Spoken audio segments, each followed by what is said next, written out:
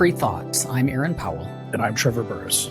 Our guest today is Chris Lombardi. She's a freelance journalist and co-editor of Democratic Left magazine. Today we're discussing her new book, I Ain't Marching Anymore: Dissenters, Deserters, and Objectors to America's Wars.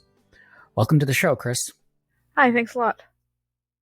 How far back does the tradition of American dissent go? Well, in a sense, it's a country founded on dissent, right? Dissent is in disagreement with the powers that be, and you're talking about a revolution that happened.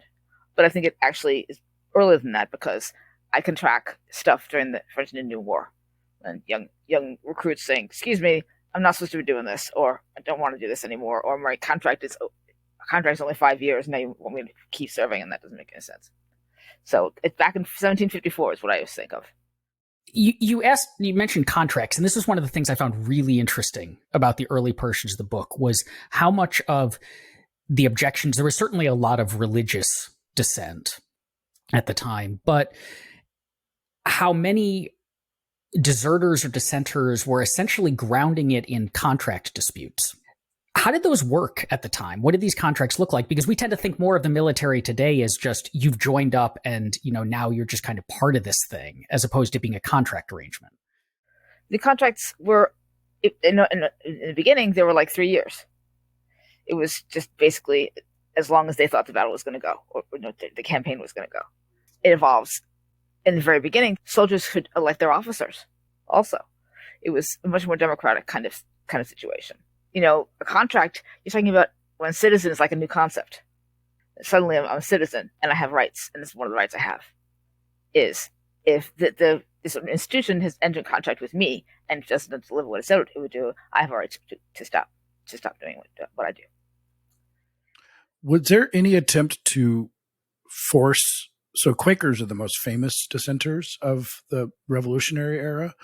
I mean, did that cause people to be angry, especially if the time being like, everyone has to do their part to split off from Great Britain? Were the Quakers seen as someone who were not doing their part, or was there any attempt to overcome their objections and put them into armies?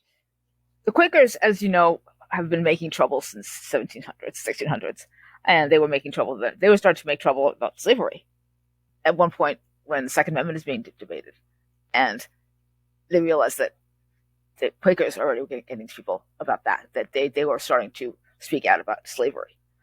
So they certainly, the relationship of governments to what they call the peace churches was always dynamic and strange. But by then, actually, it had evolved that peace churches at least had a right to negotiate that stuff. They could buy out the contract of someone, and they could say that we help alternative service. Now, if you had someone that wasn't a Quaker, they were out of luck. My book starts, as you know, with a young man who was Lutheran. And he's standing in the middle of a bottle of brandy wine saying, "Oh my God, God tells me I shouldn't be killing anybody." And he stood there and let the warders fly in his ears because he didn't want to do it. And he ended up getting in prison for a while. And eventually became a Quaker after. There's been a dynamic situation of, there's a point where it's almost not dissent. We've got the government saying, "Okay, you get to do that instead." And then people go, "Wait a minute, I still want it to be dissent."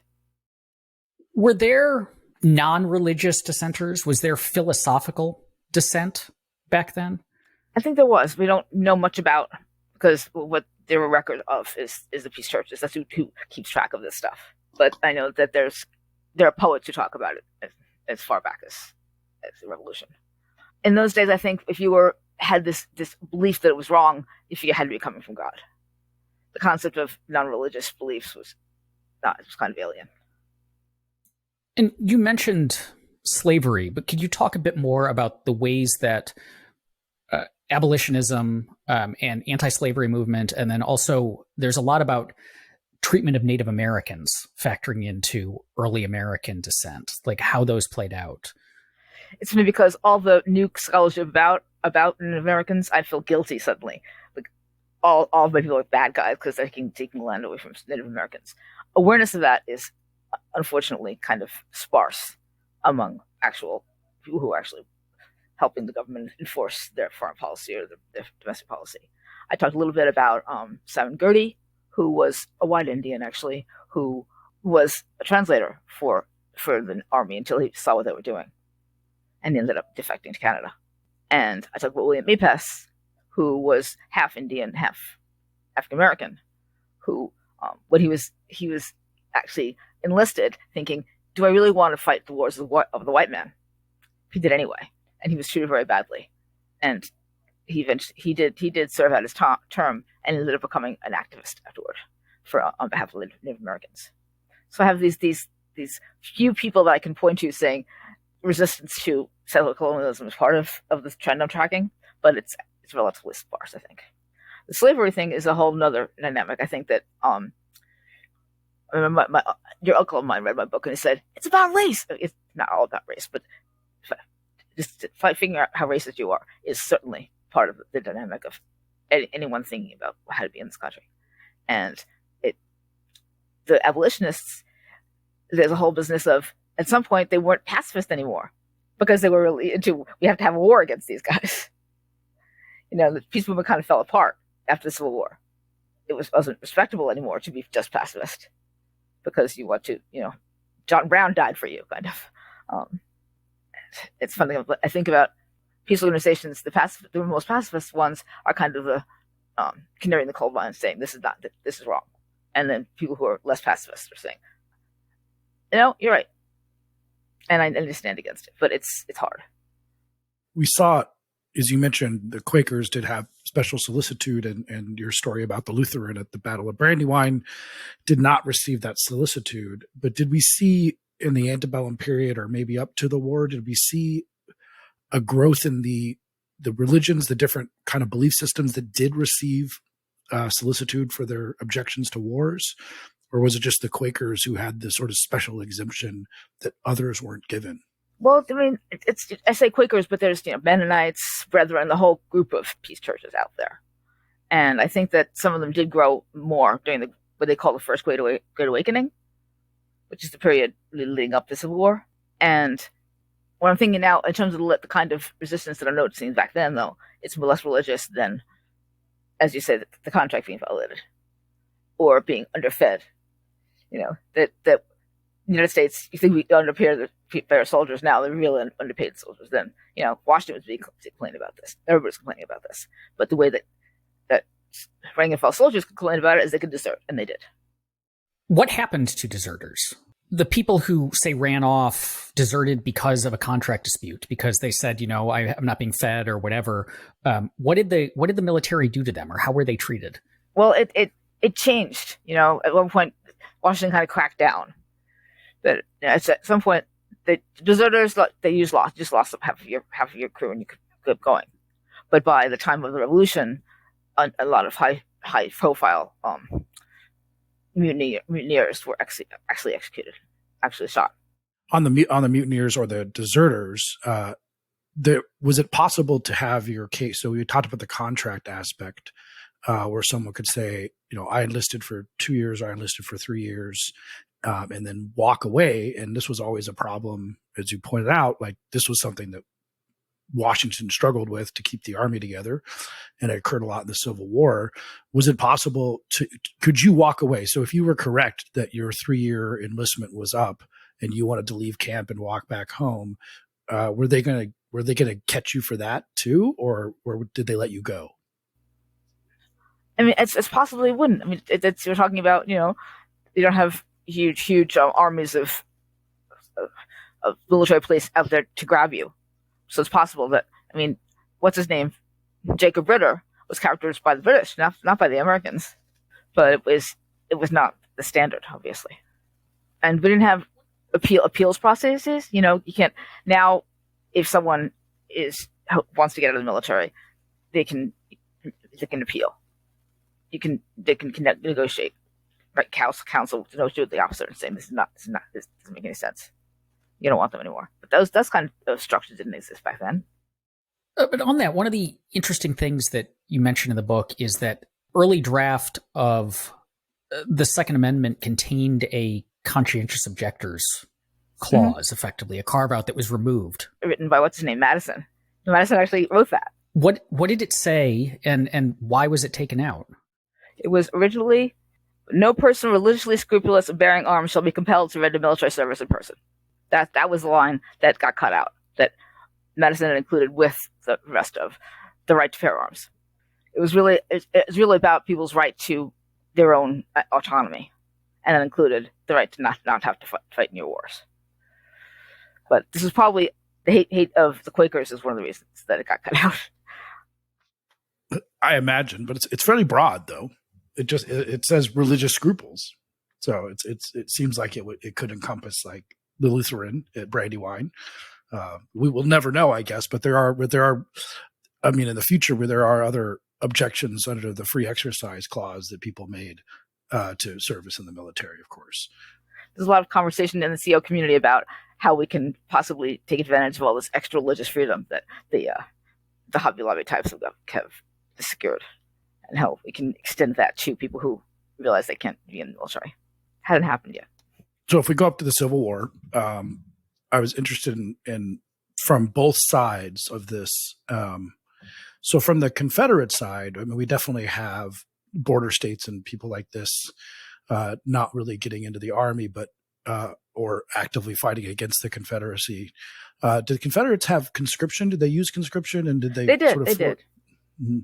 And then they forced. It was people, one of those poor men. You know, poor men gets recruited for rich men's needs.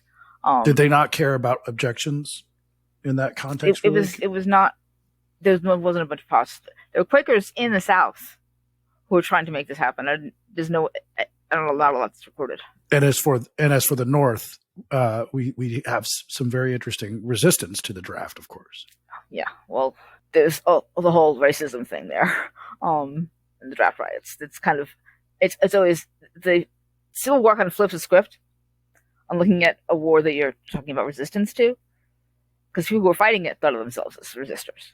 They're resisting the slave power, so it's more complex. But I decided at a certain point that I was going to look at the whole context of what resistance meant in those days, and that included the people who were fighting. And that's how you end up with talking about 54th, Massachusetts 54th, and the black soldiers who realized that they were fighting for something much more important than anybody was realizing at that time. Well, this brings up, there's one of the interesting things in the book is how there's kind of very different perspectives represented within this broader anti-war or objector movement. And one of them is, maybe you can explain this, is the difference between people who consider themselves just non-combatants and then what I think we call like absolutist conscientious objectors. I mean, it's not really a book about conscientious objection. I start with conscientious objector, but I'm talking about all kinds of resistance beyond that. Absolutist conscientious objectors are people who don't want to do alternative service, don't even want to work at a hospital because they don't want to support the structure, the military structure. And you know, as a middle-aged lady, I'm like less patient with those guys now. But you know, the guy in World War I who was going to stay in the jail no matter what happened, and they treated World War I conscientious objectors very badly, but he wanted to stand up for what he believed to an extreme. And then there are others who say, okay, I'll be in jail for a while, or I'll help, you know, build the fort, but therefore I'm not carrying a weapon. So it's a range always. Do we see a post-Civil War growth in the nature of these objectors? Because if you think about the time, as you said at the beginning, it's religious and contractual to some degree. And then the Civil War, and then we have a growth in different types of religions, but we also have a growth in just general learning in society, for example, so people can make philosophical objections to this. And so do we see just sort of a divergence of, you know, sort of left-wing anarchists of the late 19th century, or different types of different religious sects, or other people who just have a philosophical objection? Is that kind of a movement that starts gaining ground after the Civil War? Well, after every war, there's sort of an anti-war movement that evolves after. People don't want that kind of damage anymore. Now, with the Civil War being what it is, kind of singular. But Josephine Shaw Lowell was one of the big fighters against the Philippine War. So, excuse me, my brother got killed in a real war, and now you're going to send people to fight this one, and there's all that, and you have that certainly with the Vietnam War and people who are World War II veterans who say, "Excuse me, my war was worth it. This one is not." And there's that whole back and forth with that.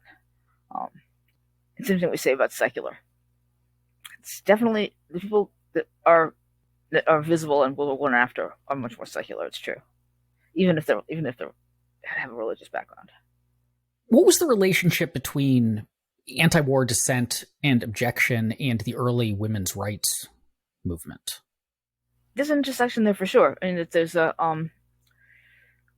women's rights movement you're talking about in the 19th century.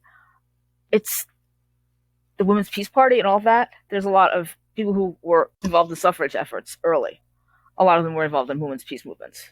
You're talking about certainly in the beginning of the 20th century. You got Women's International League for Peace and Freedom, which was founded after the Civil War, around in the early 1900s, and they become a big enough group that they were supporting other women's struggles as well, including suffrage. But in the Philippine War, there's also the business of there's the Anti-Imperialist League, and then there's a women's organization which is not the Anti-Imperialist League because that's all it's racist and sexist, but they do a lot of the heavy lifting, and they actually talk to young soldiers who are trying to speak out and help that happen. You mentioned the Philippines War a couple of times, and that's a particularly interesting one, and often forgotten, the Spanish-American War, often forgotten, I think, by Americans for how brutal it was and how imperialistic it was.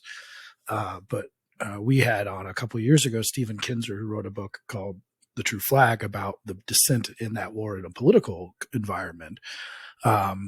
Did we see, I mean, it was a strangely brutal colonialistic war that many people thought went against America's sort of core values.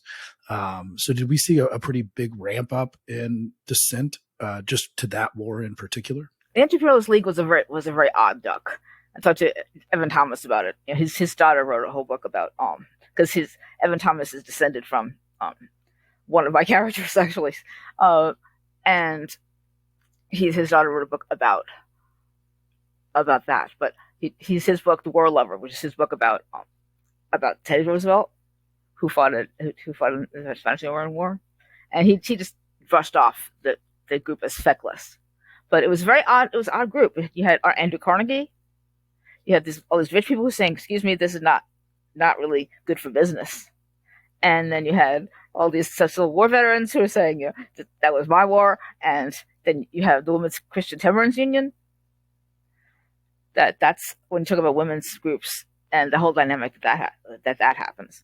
So it was, and they did not have. Eventually, it had a colored auxiliary, which is really kind of very plus versa for Ferguson. But they did not engage with the huge number of black soldiers who were fighting, and that became some other dimension that had happened there. So as a lobbying group, it was some kind of feckless because they didn't really know what they were doing in terms of how to actually appeal to the government, saying that this doesn't make any sense. Mark Twain was the most visible, obviously, of that league, and he, like many people, started off saying, "Yes, we do need to help those people in Philippines civilize," but no, realizing that was not what's happening. Picking up on Mark Twain, was there a in this early period, so let's say pre-World War I, was there a robust anti-war literature? In the book you talk about Ambrose Bierce, but was that a thing? And what influence did kind of anti-war, particularly fiction, have? Ambrose Bierce actually invented anti-war literature. He invented war literature, actually. And, we have this bizarre dynamic of war literature. People read it because it's moving and fascinating, but then that we keep making more war movies because we love the war so much. But there was the Red Badge of Courage, which is also an anti-war book, but that was not by a veteran. My criteria for who gets me in this book, because otherwise it's everybody, is they have to have worn a uniform at some point the vanillas and stuff would. I mean, Bayard Rustin is in there because he was in J-Rotzi. So that doesn't have to be much. But Stephen Crane's not in there for that reason. I mean, this whole intense anti-war movement between the wars that includes basically everybody, and includes a lot. And between the Civil War and Philippines, there's a sense that war is a destructive, terrible thing. But there's also a sense of, I want my young man to go be a patriotic human being. So I will let that happen. We've talked a bit about race, and one of the striking things was it seemed like there were a lot of people, and this I think is most of the people that we've been talking about so far, who objected to participation in wars on anti-imperialist, pacifist, like the problem is the fighting itself grounds. But there also was a history of people who objected to conscription, enlistment, and so on because the military was segregated, or because different racial groups were treated differently within it. And so it seems like their problem was less with war itself and more that they weren't going to be equal participants in it if they were forced into it. Was there conflict between those? Because they seem to be working at very different purposes. I think there's more of an alliance going on, actually. Look, NACP was a group of founded by blacks and whites together, some of whom have been veterans, some of whom have not. And you mentioned being forced to. It's the whole concept of the resistance saying that if you're going to make me be part of this thing that sustains your country, you better treat me right. You have Winifred Lynn, who was a CO against segregation. He said, I will go fight in the Canadian Army, but I'm not going to fight in your army unless you desegregate it. I mean, I see your point, but I think that when you have people who were standing up against military segregation for the most part, they knew the mixed bag that war was. They weren't saying, we have to do this. W. Du Bois decides, okay, the war is happening, therefore I want to make sure that black people are treated right. Du Bois, a big peacenik for most of his life. But in 1918, he writes an editorial saying, we have to come together and support this war. And therefore, by the way, you have to treat black soldiers right. That did not happen, but he tried. But he ended up being arrested for running a peace center in the 1950s. That brings us to the interesting World War I anti-war movement in America. Of course, there was a broad anti-war movement internationally before the war, led mostly by socialists and left-wing and Christian nationalists and a bunch of different groups. But from a troop side, we did see the sort of inauguration of a draft in World War I. I mean, it wasn't the first draft, and two, we had things like the Espionage Act and all these kind of actions against people who spoke out against the war. It seemed like that ramped up a significant amount in the World War I era, the sort of persecution of anti-war people, soldiers or otherwise. Was there a true kind of renaissance of dissenters during World War I in America compared to previous wars? I don't know if a renaissance, but it certainly was a place where you had dissent of any kind be counted. People who would not have necessarily been a public dissenter at all, saying, I have to stand up in the middle of this war and do something. And you just saw that. And you talk about the Espionage Act and Sedition Act as well. There's a whole business of which publications are going to be clamped down on, and certainly in terms of the war that's going on, what's that going to do for the constituency that you're trying to serve? Yeah. There's the Messenger, A. Philip Randolph's thing, cracked down on hugely. Du Bois was not, because he agreed to affirm the war. When Red Summer's coming up, you've got actual physical casualties from that stuff. Can you tell us about Stanley Butler, who he was? I was so glad to be able to I don't know what was going to make fit him in, because it's a card book, and it's already a Russian novel, right? Too many characters, too many plots. But life is too many plots, too many characters. I'm so glad Adam Hochschild was my sort of mental mentor, because wait a minute, if he does that, I can do that. But Stanley Butler was he was Mr. Military Man his entire life, and he realizes at a certain point around World War I that he's been fighting for the resources, for natural resources. All the wars he fought in were for natural resources. So he retires and he's like, nope, I'm not going to do this. And he wrote several books. He spoke at the Bonus March, which is one of my other favorite things to talk about. And he joined the Socialist Party, actually. But he's very clear-eyed about what he had done and that he needed to try to make up for it. And what kind of influence did he have? I mean, was he taken seriously by people because of his military background? Or well, yeah, I mean, he was a police commissioner in Philadelphia. As someone who lives in Philadelphia, I find it amusing that he then left. He could not team Philadelphia. He didn't become president or anything, but he was taken seriously. I mean, you know, the fate of who are outside the mainstream politically, and that was that way too. I'm well aware of that. Especially at the time, yes, yeah. And if you join the Socialist Party, you might be in prison. Now, it seems that when people think about wars, especially ones that America has been involved with, if we going up to World War II, well, that's the just war. That's the good war, right? That's the one that needed to be fought. That's the one that, you know, on both sides. But I don't think that opinion was as broadly held. Maybe for a few reasons, maybe anti-Semitism, for example. But there were dissenters to World War II, also, correct? There were. I mean, mostly I talk about Lou Ayres, who was an actor who decided he had been in the movie All Quiet on the Western Front. And he decided that he did not want to get involved in something that traumatic. But he also wanted to support the war by being a non-combatant. Opposing the war itself was harder and harder once the consciousness of what was happening with the Nazis. So it was, you know, you had Quakers who refused to serve, but in those days there was the agreement that they could. And there was civilian service program.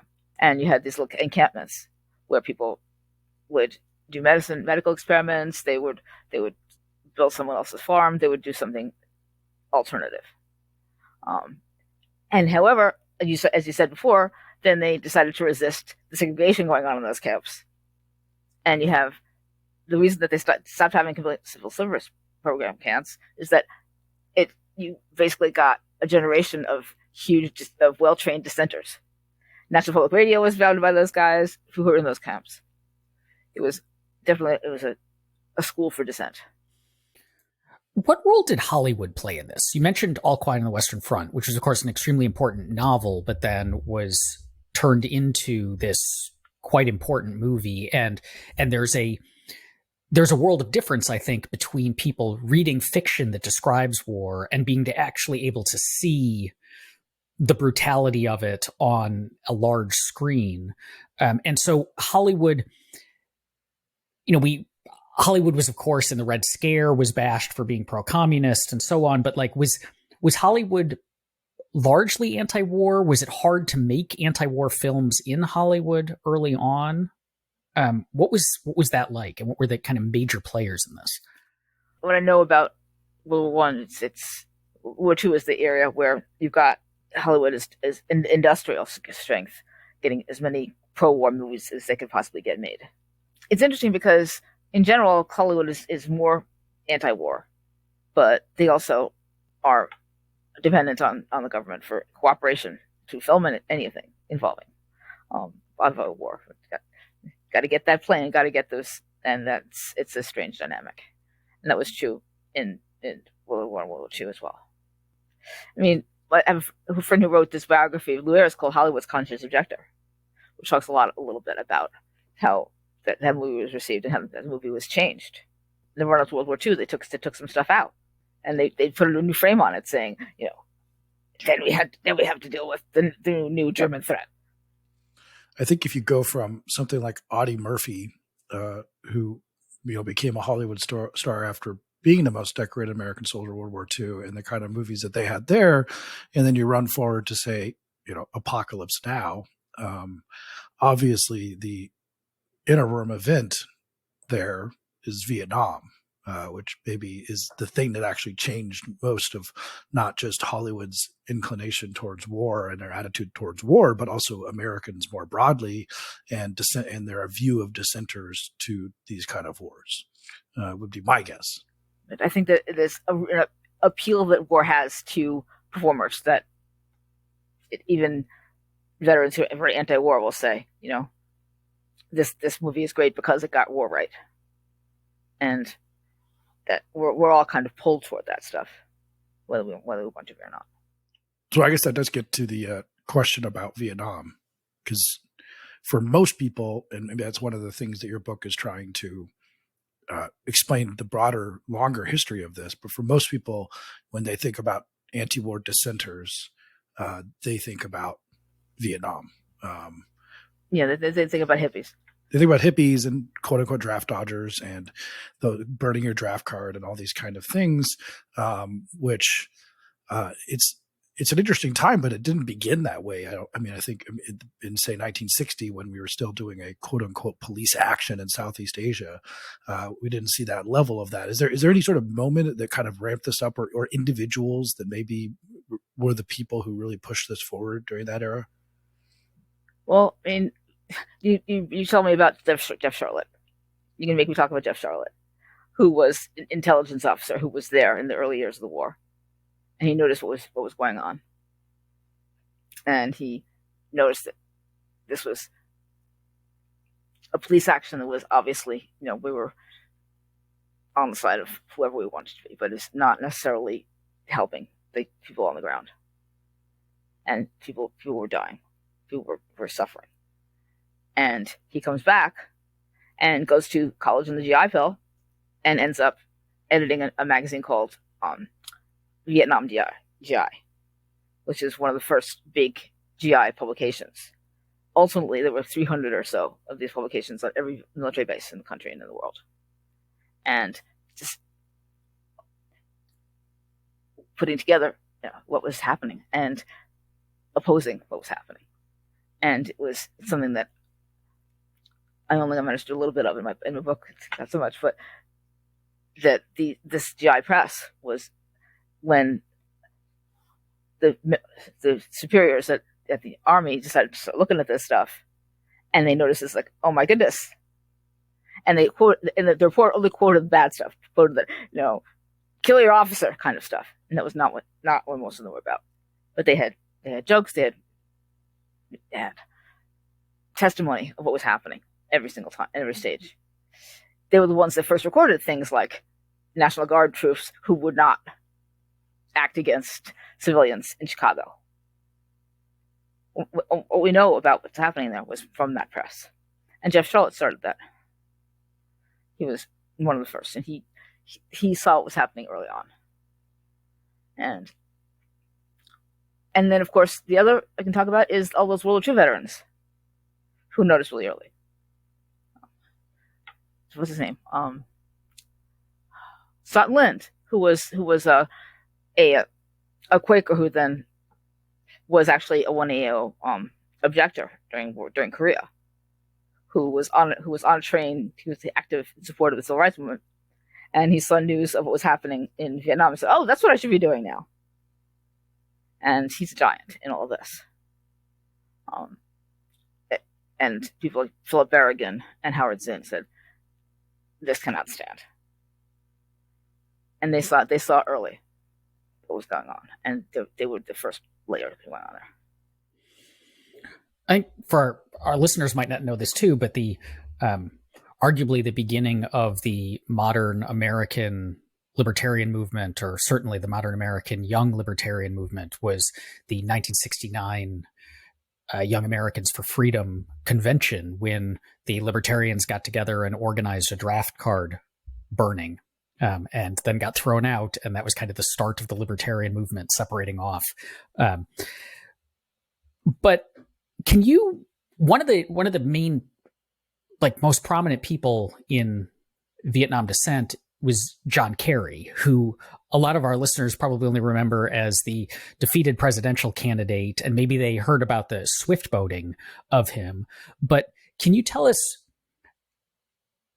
what he was doing, in particular the Winter Soldier, what that was? John Kerry was a young man who, as we know, was in the military, but he was in the military partly. He was a fairly privileged young man, so he went and was the first support operator during Vietnam. And then he joined the Vietnam Veterans Against the War at the moment that was happening its most intense phase of power.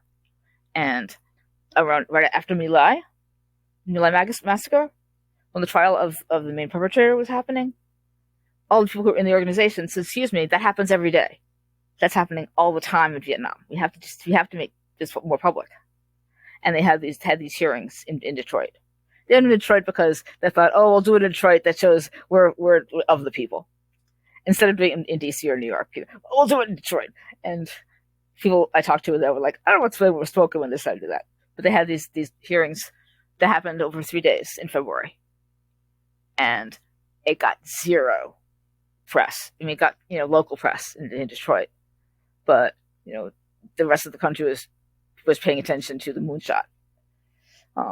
It's 1971, so it's the third moonshot, and John Kerry says to them at VVW, we should go to DC. We should actually just go and take over all of DC.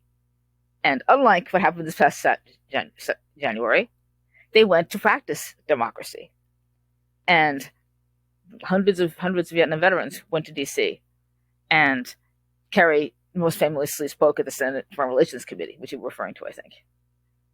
He said the same things that he was saying at Winter Soldier, but to the Senate hearing room and to the nation. And then at the end of the week, they all threw their medals in the pot. These are people who had earned Purple Hearts and all of that, and Bronze Stars, saying this is none of this is worth anything because I know what's happening in Vietnam right now. That was a very powerful moment, and it's a moment that Kerry has refused to talk about ever since. He wrote a book called The New Soldier. Have you seen it? It's a very earnest book. It's hard to get a hold of it. I dug really hard to get it, and I don't have a copy of it, but it's very much we're reading a new world. We're doing something important, and they have pictures of the whole week, from the hearing room and the whole encampments. He then went on to become a senator, as you know, and then became who he is now. He's now climate envoy. But I tried to contact him because I was writing about Winter Soldier. This was for Work on Violence, and he got officially declined. At least he knew that somebody was trying. Jane Fonda wouldn't do it either. I'm not terribly surprised about Jane Fonda. It is interesting though, because I talked to my parents who went to college in the 60s. I mean, in Oklahoma, so they were on the East Coast or something. But the way that I feel like our country has generally, I mean, there's exceptions, but come to remember Vietnam takes the dissenters and raises them to a much higher level than they were thought of at the time, which was, being absolute traitors to United States and, maybe pseudo-communists or something like this, that we now remember Vietnam, as if you weren't against it at the time, or you'll say, well, I was never quite for the war or something, because being against Vietnam is super, super cool now, which kind of means that, it was an absolute catastrophe of a war in ways that are hard to even explain, but that it was ultimately good for dissenters, like in the image, and just the idea of being against war is something that you can validly be and you can stand up for and receive respect for that. Would you agree with that? During Iraq, that the whole country can turn on a dime and say, no, anti-war is not anything shown to be. Oh yeah, when the drums of war start beating, consent gets manufactured every war. That's like we had the Vietnam protests, but then that led to kind of a renewed jingoism under Reagan. And so can you talk about that? And particularly, it was interesting. I like the discussion about the movie Rambo as somewhat representative of this. People have been dissertations about Rambo as this masculinist ideal. There's a lot of rage going on afterward, and people who were not in the anti-war movement felt somehow victimized by it. And there's a whole I'm grabbing that energy and running with it, which is what Reagan did. So that white nationalists did too. Vietnam veterans who were not anti-war felt completely marginalized and insulted by anti-war veterans, and they took it very seriously. And then some of them nurtured their already existing prejudices and said, we have to fight for a new white world. And the white nationalist movement that we saw in Oklahoma City was that started there. There's a book by Kathleen Below about this. Rambo, it's funny because the very first Rambo movie is pretty anti-war, but then it gets metastasized into what it's become since. And I think Rocky 7 or something. You've got to create a whole nother consciousness around that. So when the Reagan era, that's just beginning. Bringing us up to the present day, how did the rise of electronic warfare, so you talk a lot about drones and drone operators, and also the internet, change the nature of the anti-war movement? Well, we're talking about the present day. We're also talking about a volunteer army. We're talking about an entirely different situation. Even though the majority of people who fought in earlier wars, a lot of them were also enlisted anyway. But certainly Vietnam, most of them had enlisted. But we're talking about armed forces have been shipped over to professionalized.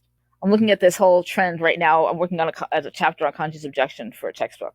And that Europe and the United States have done this transition to a military caste, to a poverty draft, and we rely on those other people that we're hiring to do this now. And that was, when you're talking about the drones and that drone war, you're asking some of the smartest of the crew we're grabbing and getting them to do that. And so the dissent happens on such an individual level.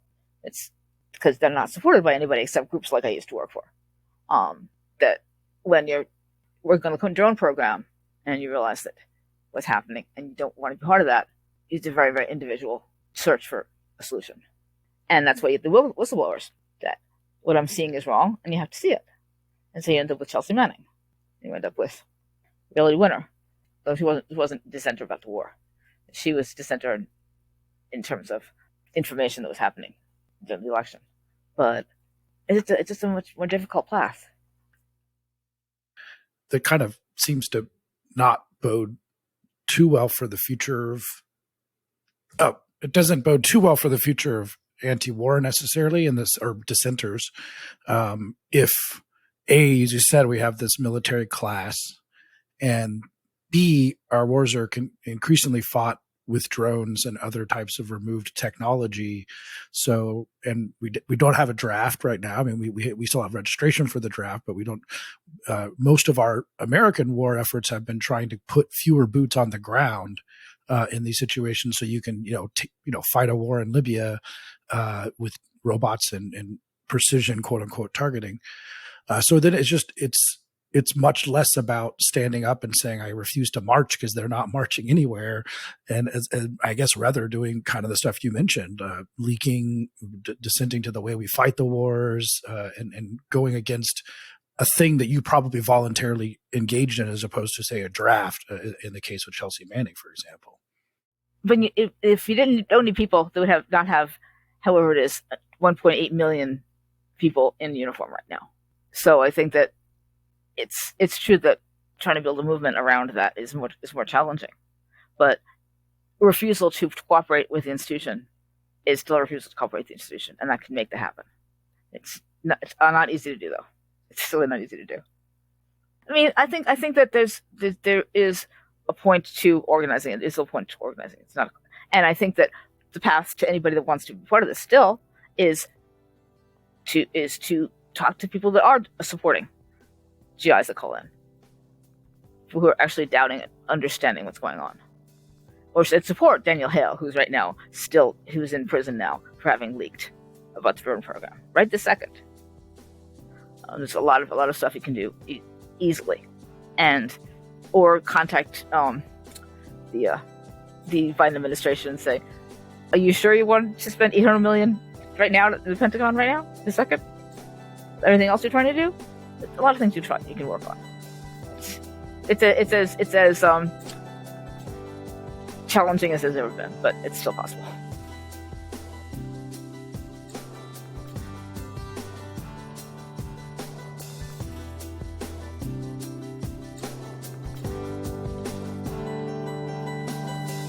Thank you for listening. If you enjoy Free Thoughts, make sure to rate and review us in Apple Podcasts or in your favorite podcast app. Free Thoughts is produced by Landry Ayers. If you'd like to learn more about libertarianism, visit us on the web at www.libertarianism.org.